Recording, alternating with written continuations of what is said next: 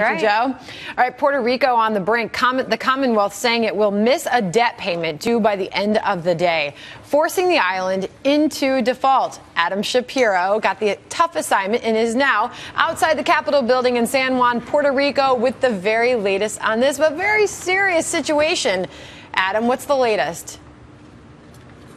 It is a serious situation for millions of Americans on the mainland because they may be invested without even knowing it in muni bond funds and mutual funds that have exposure to Puerto Rican debt, all of which is on the table to be renegotiated. Now, this default is not, according to the Puerto Rican government, a default.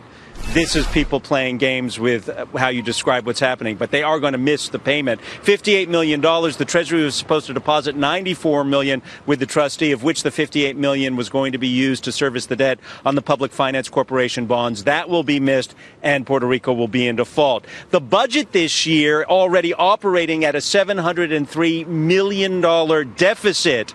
Things are not looking good for the 3.5 million people who live in the Commonwealth. And then you take a look at how much they have to service coming up.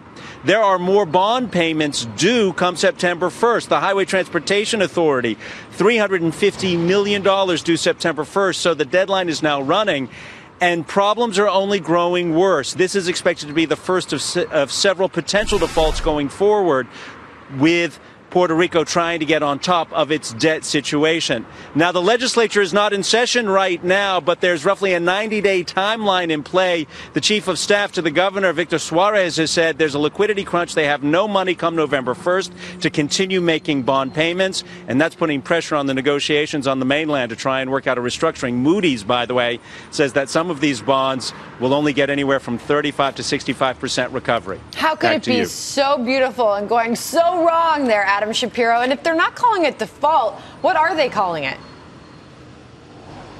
Well, it's a moral obligation bond. They say they don't have the constitutional requirement to pay it back. These were devices that were created under actually Governor Rockefeller in New York back in the 1960s. But most people you speak to say a moral obligation bond still has the legal authority. The government has the legal authority to pay them. And that's why Moody's and Fitch are saying, no, Puerto Rico will be in default. All right, $58 million payment due. All right, Adam Shapiro, thank you.